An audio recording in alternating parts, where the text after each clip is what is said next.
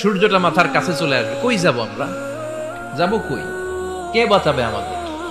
কই যাব এত মানুষ আমরা সেদিন? সূর্যটা মাথার কাছে চলে আসবে ভাই সেদিন। সূর্যের প্রচন্ড তাপে মাথার মগজগুলো ভাতের মাড়ের মতো গলে গলে নাকের ছিদ্র আর কানের ছিদ্র দিয়ে বেয়ে বেয়ে পড়বে। জিহ্বাটা তৃষ্ণায় বেরোতে বেরোতে নাভি পর্যন্ত এসে ঝুলে থাকবে কুকুরের মতো, ক্লান্ত, শ্রান্ত, ঘর্মাক্ত, পেরেশান, বাঁচানোর কেউ নাই। মায়েশা জিজ্ঞেস করলেন, ইয়া রাসূলুল্লাহ, ডোন্ট দে ফিল এনি শাই?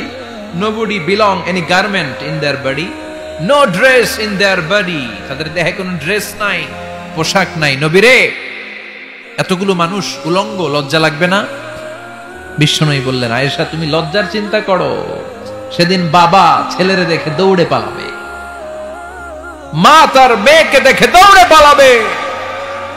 সেদিন পীর সাহেব মুরিদের পরিচয় দিবে না, মুরিদ পীর সাহেবরে চিনবে না, নেতা কর্মীরে চিনবে না, কর্মী নেতারে চিনবে না, বাবা তার কলিজার টুকরা ছেলেরে চিনবে না। একটু মিলায় নেন নিজের সাথে। যাদের ছোট্ট ছেলে মেয়ে আছে, চিন্তা করেন যে আমার মেয়েটারে দেখে আমি চিনবো না, ধাক্কা মেরে আমি আরেক দিকে চলে যাব।